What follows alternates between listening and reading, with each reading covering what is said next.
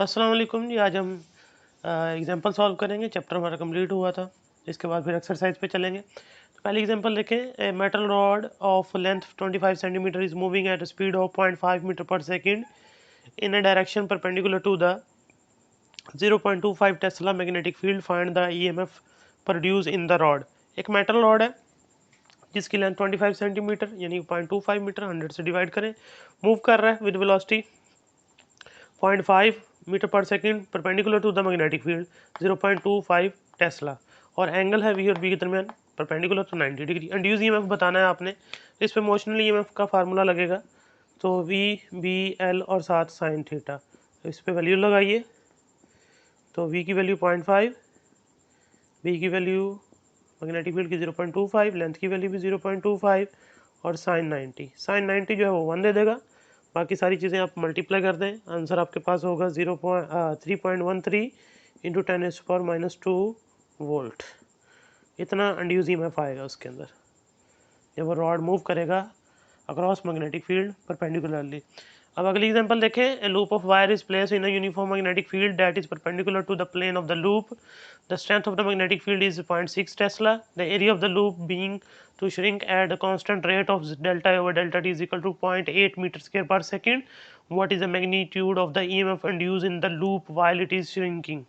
फिर एक लूप है, एक सिंगल लूप है वायर की, उसको मैग्नेटिक फील्ड में, यूनिफॉर्म मैग्नेटिक फील्ड में जो है परपेंडिकुलरली प्लेस किया उसका प्लेन, यानी वेक्टर एरिया और मैग्नेटिक फील्ड आपस में पैरेलल होंगी, मैक्सिमम फ्लक्स होगा। तो strength of the magnetic field जो है वो 0.6 टेस्ला है। एरिया जो श्रिंक करता है, ये चेंज होता है किस रेट पे, 0.8 मीटर स्क्वायर पर सेकंड के ऊपर। और अब बताएं मैग्नीट्यूड क्या होगी ईएमएफ की, जिसकी वजह से जो एरिया चेंज होने की वजह से फ्लक्स चेंज हो रहा है, उसकी वजह से ईएमएफ आएगी, वो आपने बताना है। तो जो मैग्नेटिक फील्ड है इसके अंदर यूज़ की जा रही है, उसकी स्ट्रेंथ देखें पहले। जो बी है वो 0.6 टेस्ला आपको दिया गया।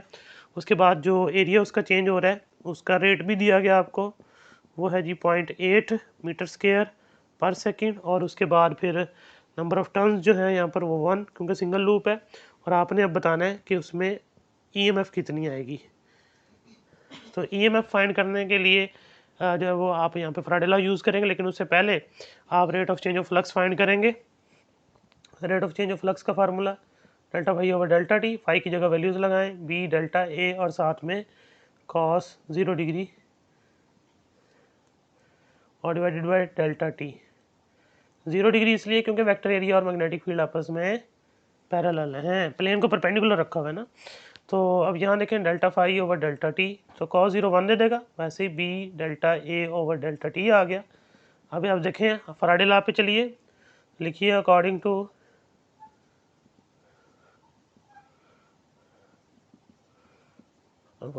टू फैराडेज लॉ वो क्या कहता है, E is equal to N delta phi over delta T. अब आप यहाँ पे डेल्टा फाई की जगह उसकी वैल्यूज़ लगा दें जो आपने ऊपर फाइंड की हैं, एन और साथ आ जाएगा बी और साथ डेल्टा ए और डिवाइडेड बाय डेल्टा टी। तो देखिए एन की वैल्यू 1, बाकी बी की वैल्यू लगाएं। बी की वैल्यू जो है वो 0.6 है, एरिया के चेंज होने की वैल्यू 0.8 है, इसको मल्टीप्लाई कर लें जस्ट, तो इंड्यूस ईएमएफ जो आएगी वो 0.48 वोल्ट हो जाएगी। ठीक है जी। तो ये 15.2 कंप्लीट हुई। उसके बाद नेक्स्ट जो है 15.3 देखिए। उसमें an EMF of 5.6 volt is induce in a coil while the current is nearby coil is decreases from 100 to 20 ampere in 0.02 second. What is the mutual inductance of the two coil if the secondary has 200 turns? Find the change in the flux during this interval. कह रहा दो coil near by पड़ी हुई हैं। जो secondary coil है उसके अंदर इंड्यूस ईएमएफ आती है 5.6 वोल्ट की, और करंट चेंज होता है प्राइमरी के अंदर, वो है 100 से 20 एम्पेयर इन 0.02 सेकंड के अंदर।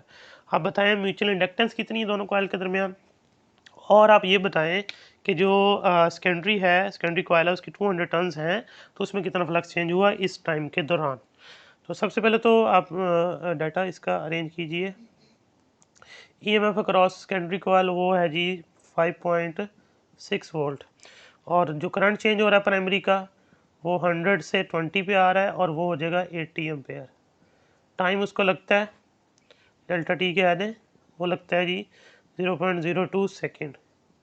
और उसके बाद आप बताएंगे number of turns across secondary, वो 200 है। और हमें जो फाइंड करने को कहा गया है वो दो चीज़ें हैं। एक चीज़ कही गई है कि आप म्यूचुअल इंडक्टेंस बताएं बिटवीन टू कॉइल, दूसरा फ्लक्स बताएं कितना चेंज हुआ। देखिए म्यूचुअल इंडक्शन का जो टॉपिक था उसमें आपने सेकेंडरी कॉइल के क्रॉस जो इंड्यूस ईएमएफ फाइंड की थी वो ये थी, E S is equal to mutual inductance delta I P over delta T. तो यहाँ से हम सेपरेट कर लीजिए, ये मल्टीप्लाई होगा, डेल्टा टी और डेल्टा आई पी जो है वो डिवाइड हो जाएगा। अब यहाँ वैल्यूज़ लगा दें वैल्यू लगाएंगे जो ये है 5.6 और डेल्टा टी जो है वो 0.02 और डेल्टा आई पी जो है वो 80 एम्पेयर है। Mutual inductance between two coil जो आएगी वो आप इसको मल्टीप्लाई और डिवाइड करेंगे तो वो आ जाएगी 1.4 into 10⁻⁻³ volt second per ampere, या फिर हेनरी लिख दें उसको, वो आपकी मर्ज़ी है हेनरी लिखना है या तो सिंपली वही लिखना है। अब उसके बाद नेक्स्ट जो है वो आपने इसके ऊपर फराडे लॉ अप्लाई करना है, जिससे आपको जो है चेंज इन फ्लक्स मिल जाएगा। फराडे लॉ के according E S is equal to N S delta phi over delta T. अब आपने डेल्टा फाई निकालना है, उसको सेपरेट कर लें। डेल्टा फाई निकालने के लिए आपको जो है वो ये डेल्टा टी जो है वो इधर मल्टीप्लाई कराना होगा ई एस के साथ। तो देखें ई एस और साथ डेल्टा टी और divided by N, N divide हो गया नीचे। ये वैल्यू लगाइए, डेल्टा एस की वैल्यू और ई एस की वैल्यू 5.6 है, टाइम की वैल्यू 0.02 सेकेंड है और डिवाइड आप करेंगे 200 टन से, तो आपके पास चेंज इन फ्लक्स जो आएगा वो 5.6 इंटू 10⁻⁻⁴ वेबर आएगा। ठीक है जी। तो ये 15.3। ये 15.4 देखिए, the current in the coil of 1000 turn is changed from 5 ampere to 0 in 0.2 second. If an average EMF of 50 volt is induced during this interval, what is the self inductance of the coil? What is the flux through each turn of the coil when the current is 6 ampere flowing? एक current जो है change होता है एक coil में 5 ampere से 0 तक इन 0.2 second, तो चेंज इन करंट 5 एम्पेयर और टाइम जो है वो डेल्टा टी जो है वो डेल्टा 0.2 सेकेंड है। और इंड्यूस ईएमएफ जो आती है सेल्फ इंड्यूस ईएमएफ वो 50 वोल्ट, और करंट जब 6 एम्पेयर फ्लो कर रहा होगा तो उसका फ्लक्स कितना होगा मैक्सिमम हर टर्न में से वो बताना है। दूसरा सेल्फ इंडक्टेंस कितनी होगी कॉइल की वो बतानी है। सेल्फ इंडक्टेंस के लिए जो आपने वैल्यू निकालनी है वो आपको सेल्फ इंड्यूस ईएमएफ से आएगी। तो E L is equal to L into delta I over delta T. यहाँ से अब एल को सेपरेट कर लीजिए, डेल्टा टी जो है वो यहाँ मल्टीप्लाई हो जाएगा और डेल्टा आई नीचे डिवाइड हो जाएगा। वैल्यू लगाइए, ई की वैल्यू 50, टाइम की वैल्यू जो है वो 0.2 और करंट की वैल्यू 5, इसको मल्टीप्लाई और डिवाइड करें, सेल्फ इंडक्टेंस जो होगी वो 2 हेनरी आ जाएगी। उसके बाद फिर इसी का एक फार्मूला आपने वहाँ पढ़ा टॉपिक में, N phi is equal to L I. तो यहाँ से आप फाई लैदा कीजिए, phi is equal to L I over N. तो एल की वैल्यू आपने अभी 2 हेनरी निकाली, आई की वैल्यू आपको दी गई है जो स्टडी करंट है 6 एम्पेयर और नंबर ऑफ टर्न्स 1000 है कॉइल की। तो जो फ्लक्स आएगा वो 1.2 इंटू 10⁻⁻² वेबर आएगा।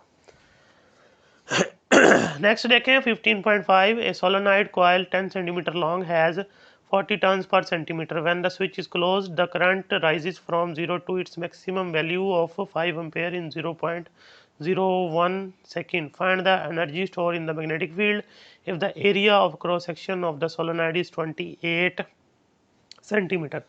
अब 15.5 में वो कहता है कि जो एक कॉयल है सोलेनॉइड है जिसकी लेंथ जो है वो 10 सेंटीमीटर है जो कि हो जाएगी 0.1 मीटर, और number of turns per unit पर सेंटीमीटर जो है वो 40 है। अगर आप 100 से मल्टीप्लाई कर देंगे वो 40,000 जो है वो पर मीटर पे चली जाएंगी। ठीक है जी। और उसके बाद वो कहता है जो करंट उसमें फ्लो करेगा वो 5 एम्पेयर होगा, और टाइम जो लगेगा 5 एम्पेयर तक करंट को पहुंचने के लिए वो 0.01 सेकेंड होगा। और उसके बाद जो एरिया है, एरिया जो है वो दिया गया है आपको 28 इंटू 10⁻⁻28 सेंटीमीटर स्क्वायर है, तो मैं उसको डायरेक्ट मीटर स्क्वायर में लिख रहा हूँ, -4 मीटर स्क्वायर 10,000 से डिवाइड करके। आपने बताना है कि एनर्जी कितना स्टोर होगी, तो एनर्जी आपने बतानी है कितनी स्टोर होगी इसके अंदर। तो इसका फार्मूला जो है एनर्जी स्टोर बाय इंडक्टर वो वाला टॉपिक है UM is equal to half LI²। यहाँ पे आपको पहले L फाइंड करना है, उसके लिए एक रिलेशन इसी टॉपिक के अंदर था μ0 N² AL। तो देखिए इसमें जो म्यू नोट है वो परमेबिलिटी ऑफ फ्री स्पेस जिसकी वैल्यू 4 pi into 10⁻⁻7 weber per ampere per metre. N की वैल्यू जो है वो 4000 है, स्केयर कर दें। एरिया की वैल्यू जो है वो आपके पास 28 इंटू 10⁻⁻4 और लेंथ की वैल्यू आपके पास 0.1 है। इसको मल्टीप्लाई करें, एल की वैल्यू आ जाएगी, वो है 5.63 इंटू 10⁻³ हेनरी।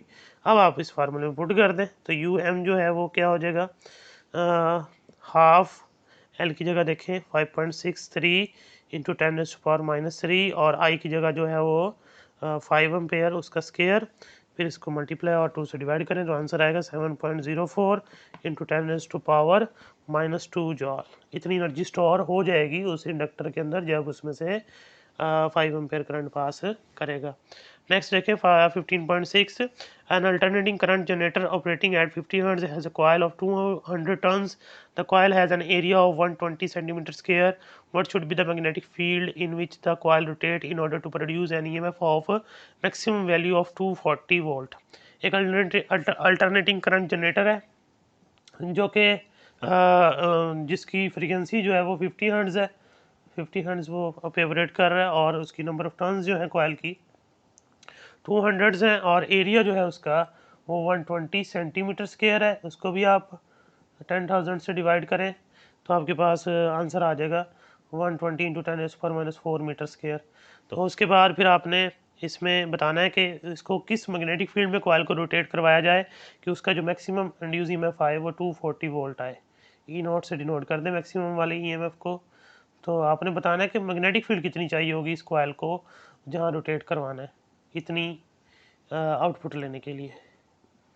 तो आपने जो रिलेशन पढ़ा था induce EMF in AC generator वो फार्मूला लगेगा यहाँ पे E0 N omega A B. फिर ओमेगा को डिफाइन करें, ओमेगा जो होती है वो 2 पाई F होती है और साथ ए बी। आपने बी फाइंड करना, बाकी सारी चीज़ें दूसरी तरफ ले जाएं, सेपरेट कर लें। E0/N 2 पाई F और साथ में ए आ गया। अब वैल्यूज़ लगाए, E0 की वैल्यू जो है वो 240 है, नंबर ऑफ टर्न्स जो है वो 200 है, 2 और फिर पाई की वैल्यू 3.14, फ्रीक्वेंसी 50 दी गई, एरिया आपको 120 इंटू 10⁻⁴। इसको मल्टीप्लाई करें और 240 पे डिवाइड कर दें तो आंसर आ जाएगा आपका 0.32 टेस्ला। इतनी मैग्नेटिक फील्ड चाहिए होगी उस कॉइल को रोटेट करवाने के लिए जिससे आपको आउटपुट जो है वो 240 वोल्ट मिल सके। 15.7 देखें, permanent magnet DC motor is run by battery of 24 volt. The coil of the motor has a resistance of 2 ohm. It develops a back EMF of 22.5 volt when driving the load at normal speed. What is the current when motor just start up? Also find the current when motor is running at normal speed.